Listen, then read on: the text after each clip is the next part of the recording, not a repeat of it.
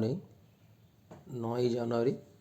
আমার চ্যানেলে সবাইকে স্বাগত জানিয়ে ক্লাস 10-এর সাজেস্টিভ প্রশ্নের মধ্যে যেটা রেখেছি এখন, ওয়াইল্ড লাইফ কনজারভেশন,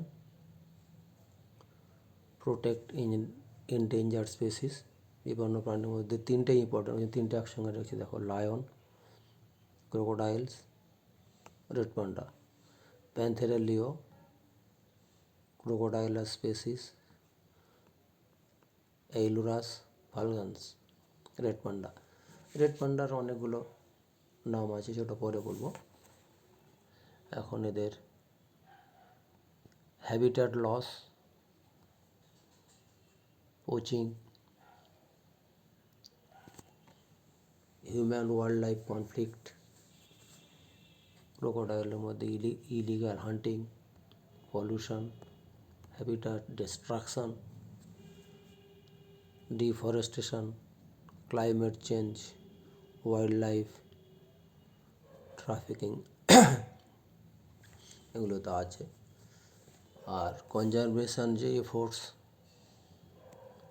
এখানে ওই দূরে এরা অ্যান্টি পোচিং পেট্রোল, এটা মানে ওটা পাহারা দিচ্ছে, ওয়াচ করছে, দূরে কে কী করছে না করছে, দূরে খোঁজ খবর নিচ্ছে, কোথা থেকে কোনো চোরা শিকারি টেকারি কোথায় কি আসছে না আসছে, এটা চেক করছে। হ্যাবিট্যাট রেস্টোরেশন, একে অবস্থা আস্তে আস্তে দেখো কী হয়ে যায় এখান থেকে। আর এই হচ্ছে রিসার্চ করছে, কোথায় কী হচ্ছে। আমি সেই রিসার্চ সম্বন্ধে বলবো, কোথায় কী কাজকর্ম হচ্ছে। আমি যদি যেটা বলছি, প্রথমে এই লায়ন, সিংহ বাহিনী দুর্গাতে না আসেনি, সিংহ সম্বন্ধে বলি। বাসস্থান ধ্বংস, চোরা শিকার।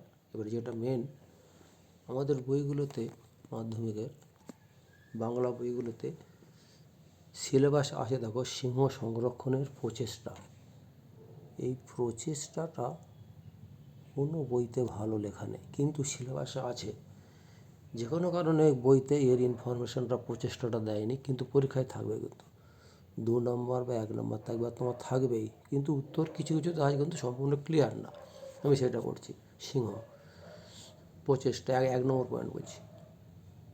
জুনাগড়ের রাজা 1910 সালে প্রথম সিংহ সংরক্ষণের প্রচেষ্টা করে। তিনি সিংহ হত্যা নিষিদ্ধ করেন। এই নিষেধ স্বাধীনতার পরেও বজায় থাকে। আর 1960 সালে, ছোট্ট বলেছি, হাত দিয়ে লিখছি তো, থেকে 1970 গুজরাটের গির অরণ্যকে অভয়ারণ্য এবং জাতীয় উদ্যান হিসেবে ঘোষিত করা হয়। গুজরাট সরকারের তত্ত্বাবধানে গির লায়ন প্রজেক্ট চালু হয় 1974 সাল থেকে। এই পপুলেশন ক্রমশ বাড়তে থাকে। বর্তমানে 2015-তে গির অরণ্যে সিংহের সংখ্যা 523। এই 23-এর মধ্যে 523টা হচ্ছে 523টির মধ্যে 109টা হচ্ছে পুরুষটাকে এইভাবে দেওয়া হয়। আর 201টা হচ্ছে স্ত্রী, ফিমেলের এভাবে সিম্বল দিলাম। আর 213টা হচ্ছে শাবক, বাচ্চা সবগুলো। এটা গেল। এবার আসছে তোমার 2015 সালে ভারত সরকার এর পরিবেশ মন্ত্রকের তত্ত্বাবধানে প্রজেক্ট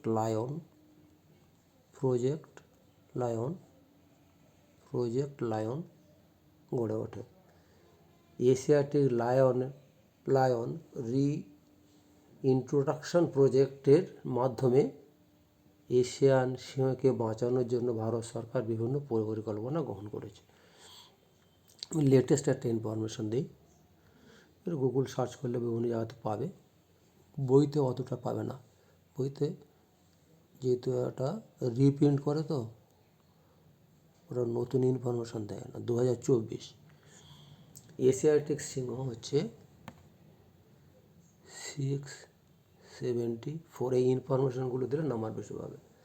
এটা কখন পেয়েছিল? জুনে 2020-তে যখন গণনা হয়, জুনে 2020-তে 674। আর যে ওয়ার্ল্ডে ধরো, ওয়ার্ল্ডে তুমি পাচ্ছ 20,000 লায়ন।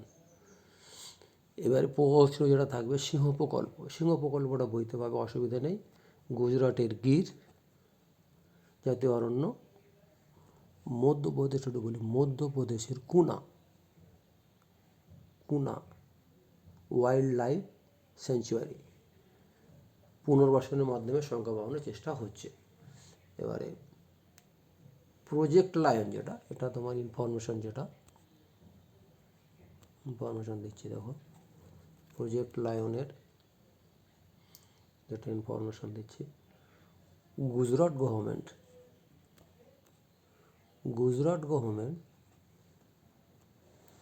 সাউথ রুপিস 2000 কোটি ফর্ম সেন্টার থেকে 2000 কোটি টাকা স্যাংশন করে ওইটার জন্য। সাউথ মানে হচ্ছে ইনভেস্টিগেটেড সার্চ করো। এই ইনফরমেশানটা আমি দিচ্ছি কীভাবে, কোথা থেকে পেয়েছি দেখো। তোমরা সার্চ করলে পাবে TNN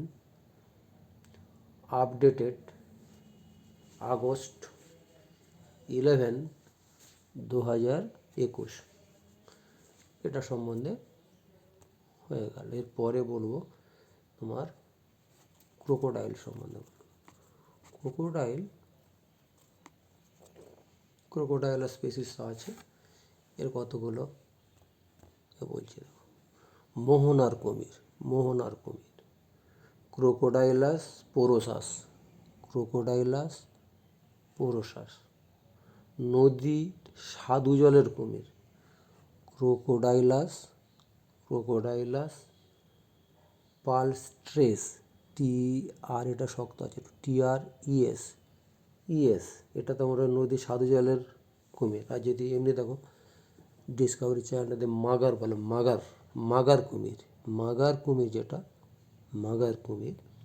ক্রোকোডাইলাস সব আছে, যেখানটা হবে পালস্ট্রিস, এটা হবে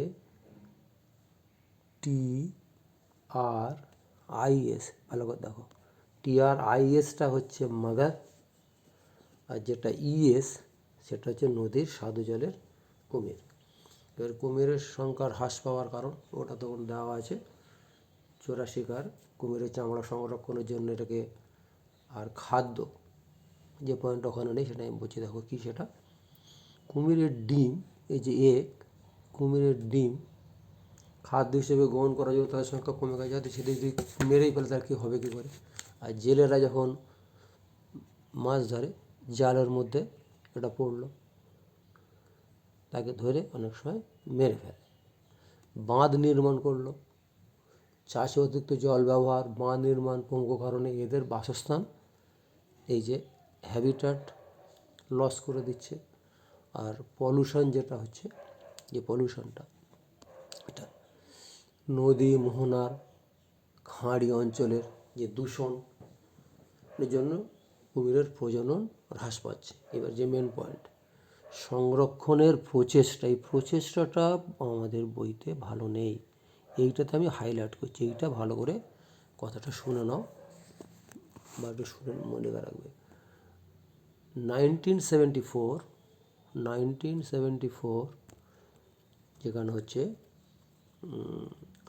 কুমির সংরক্ষণ গবেষণা প্রজেক্ট চালু হয়। এটা তোমার হচ্ছে 1975 সালে ফাও হচ্ছে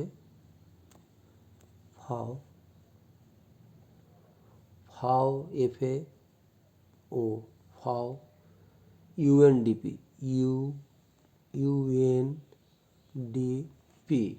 সহায়তায় ভারত সরকার কুমির প্রজনন ও প্রজেক্ট ক্রোকোডাইল কুমির সংরক্ষণ প্রকল্প চালু করেন। এই পর্যন্ত কিছু কিছু বইতে পেতে পারো। এই যেটা দিচ্ছে এটা খুব একটা পাবে না। 16টা কুমির পুনর্বাসন কেন্দ্র, 11টা কুমির অভয়ারণ্য ভারতব্যাপী প্রকল্পটি ছড়িয়ে দেওয়া হয়। আর এর ক্যাপটিভ ব্রিডিং হ্যাচিং সংরক্ষণের প্রচেষ্টা খুব ইম্পর্টেন্ট। ক্যাপটিভ ব্রিডিং হ্যাচিং সংরক্ষণ প্রচেষ্টা। প্রকল্পটি সহায়তা করার জন্য কুশলী পরিচালকের প্রয়োজন, যে ট্রেনিং দেবে তার শিক্ষা দিতে হবে, জানাতে হবে ওখানে। সেজন্য একটা ইনফরমেশন দিচ্ছি। 1980 সালে তখন আমি মাধ্যমিকে পড়ি। 1980 তখন মাধ্যমিক পাশ করি 1980 সালে। 1980 সালে হায়দ্রাবাদে কুমির প্রজনন এবং পরিচালনার ব্যবস্থার প্রশিক্ষণ গড়ে তোলেন। সুতরাং এয়ারটেন দেবে কোথায় কী হয়েছে এটুকু লিখলে দেবে নম্বর পাবে। প্রকল্পের উদ্দেশ্য কী? প্রকল্পের উদ্দেশ্য হচ্ছে কুমিরের অবশিষ্ট প্রজাতিকে তাদের পরিবেশে সংরক্ষণ করা। 2 নম্বর হচ্ছে নিয়ন্ত্রিত পরিবেশে প্রজনন পদ্ধতি দ্বারা বিজ্ঞানসম্মত উপায়ে কুমিরের প্রজনন ঘটিয়ে তাদের সংখ্যা বাড়ানোর চেষ্টা করা। আর গ্রো অ্যান্ড রিলিজ এর মাধ্যমে কুমিরের সংখ্যা বৃদ্ধি করা এবং অভয়ারণ্য তৈরি করা। 5 নম্বর পয়েন্ট হচ্ছে প্রশিক্ষণপ্রাপ্ত শ্রমিক এবং স্থানীয় বাসিন্দাদের এই প্রকল্পের সাথে যুক্ত করা। এবারে কুমির প্রকল্প সম্বন্ধে হচ্ছে যেটা কুমির পশ্চিমবঙ্গের সুন্দরবন, ভগবতপুর কুমির প্রকল্প, দক্ষিণ 24 পরগনা পাথর প্রতিমা ধাম। আর উড়িষ্যাটা আমি একটু ভালো করে বলবো। উড়িষ্যা হচ্ছে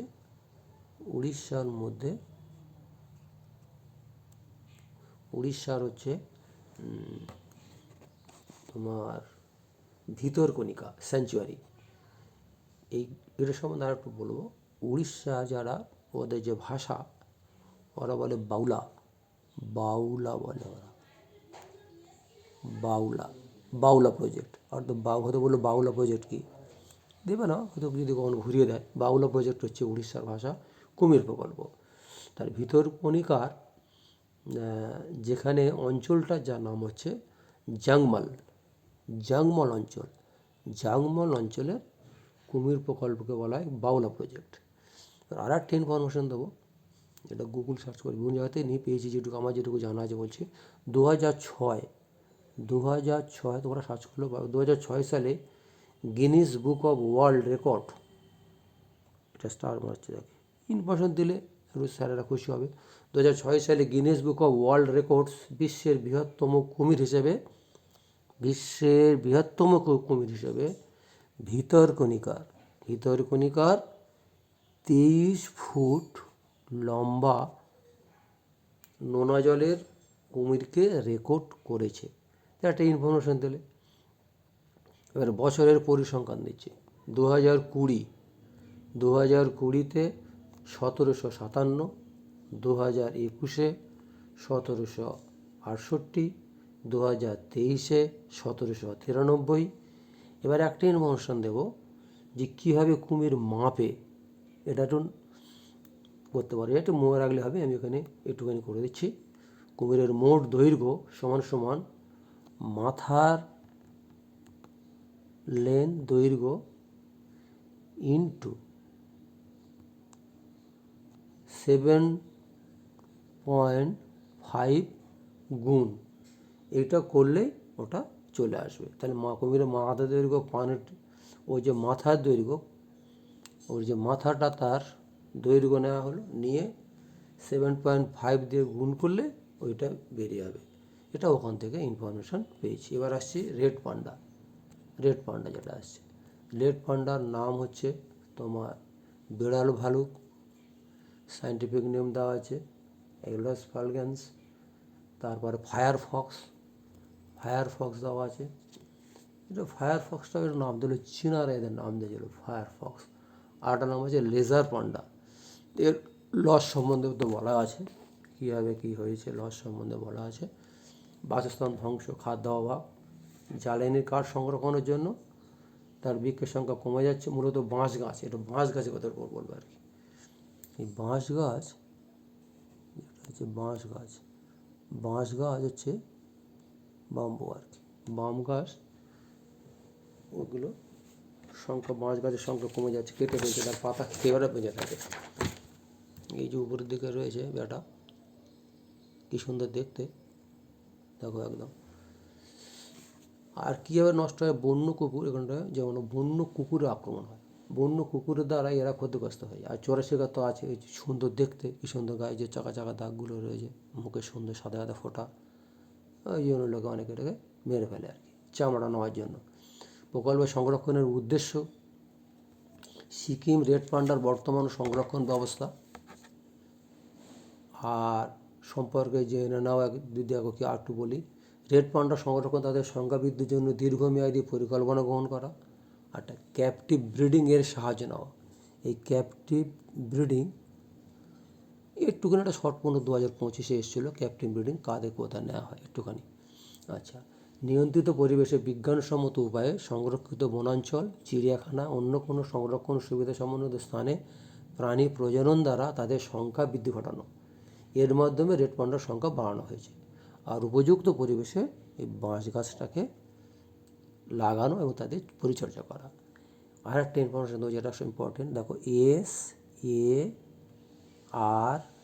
SARAH search Sikkim anti rabies and animal health, এটা কি?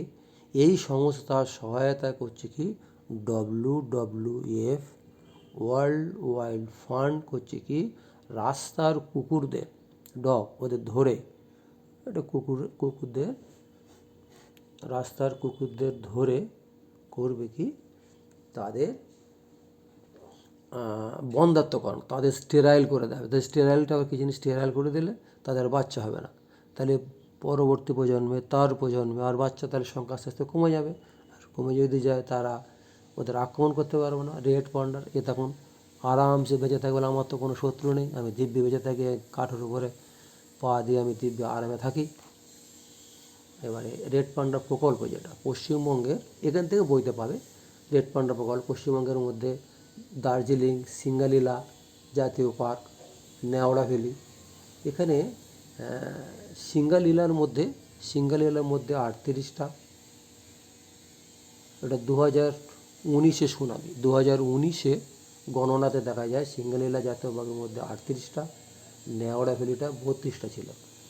মেঘালয়ের মধ্যে কি নকরেক জাতীয় পার্ক, সিকিমের মধ্যে কাঞ্চনজঙ্ঘা জাতীয় পার্ক, আর একটা হচ্ছে ইম্পর্টেন্ট বার্সিডোনা রোডোডেন্ড্রন অভয়ারণ্য। অরুণাচল প্রদেশের মধ্যে নামধাপা জাতীয় পার্ক। এবার রেড পান্ডার 2009-এর গণনা অনুযায়ী, রেড পান্ডার 2009-এর গণনা অনুযায়ী, রেড পান্ডার 2009-এর গণনা অনুযায়ী দেখা যাচ্ছে যে পদ্মাজু নাইডু, আমরা গিয়েছিলাম বেড়াতে, জুওলজিক্যাল পার্ক দার্জিলিং, সেখানে পুরুষের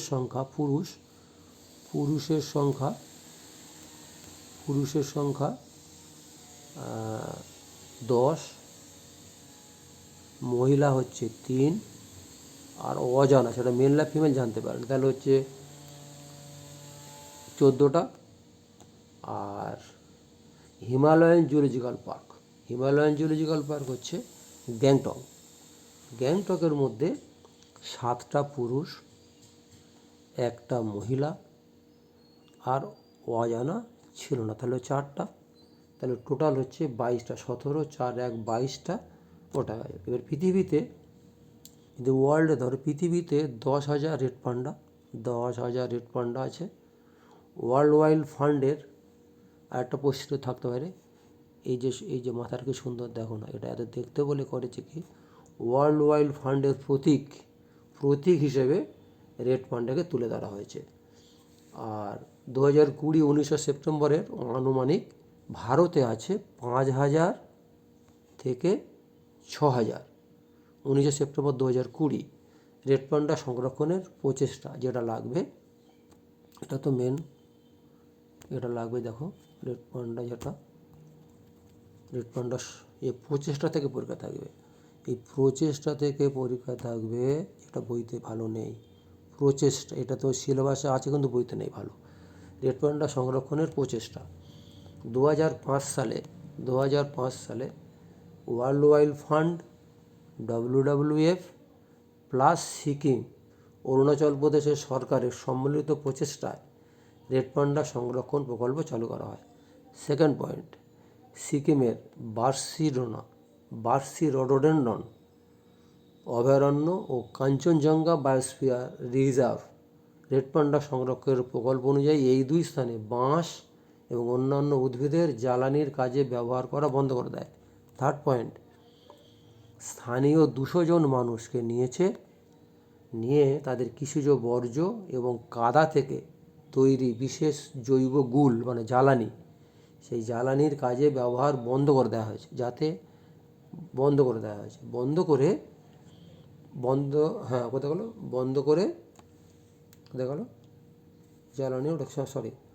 জ্বালানি তৈরিতে প্রশিক্ষণ দেওয়া হয়। তখন কাদা থেকে বিশেষ জৈবগুল জ্বালানি তৈরিতে প্রশিক্ষণ দেওয়া হয়। অরুণাচল প্রদেশে সিসিএ কমিউনিটি কনজার্ভ এরিয়া নামক রেড পান্ডার কতগুলি বসতি অঞ্চলে স্থানীয় মানুষ এবং সংরক্ষণের অংশীদার করা হয়। ওই সিসি অঞ্চলে রেড পান্ডা দর্শনের থেকে এগুলো সব দেখবে, সুন্দর দেখতে সব দেখবে, দর্শনের থেকে তাদের অতিরিক্ত আয়ের ইনকাম বা রোজগারের ব্যবস্থা করা হয়। এই পর্যন্ত রাখলাম।